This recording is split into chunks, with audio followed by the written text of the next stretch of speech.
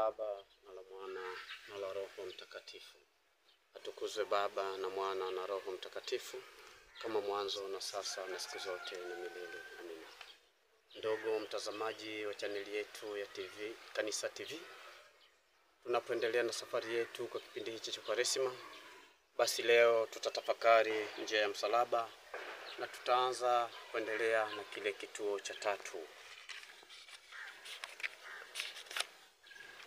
Ona muumba mbingu na nchi, yupo chini mzigo wa mwelemea, na mtu kiumbe chake cha ukali ampiga bila huruma.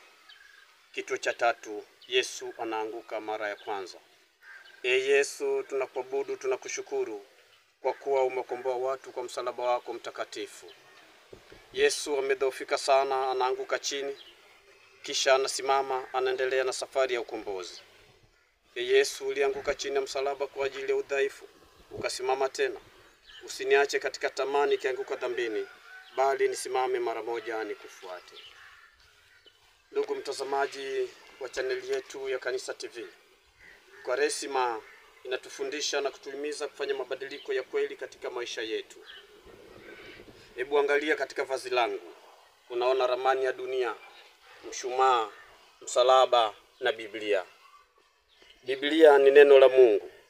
Je, tunasoma, tunafakari na tunaliishi neno? Msalaba, tuko tayari kuitangaza nia na imani yetu?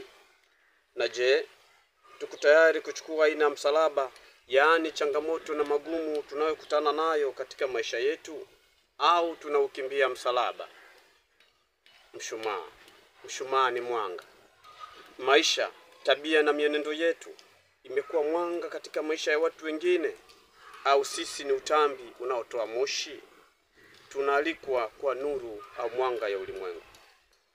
Ingawa tunakutana na mambo mengi yanayotukatisha tamaa, pamoja na magumu yanayotuzidi uzito, yawezekana uzito huu umezidi sana mpaka ukatuangusha.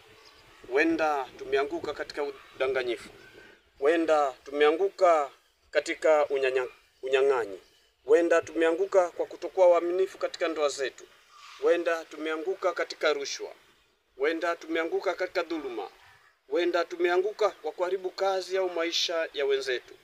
Tunaalikwa sasa tuinuke, tusibaki katika dhambi, tutoke huko kwa kuchukua msalaba wa Kristo.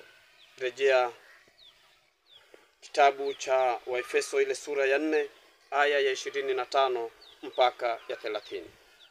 Bwana utuhurumie. Roho za waamini wapate rehema kwa Mungu, wapumzike kwa amani. Amina.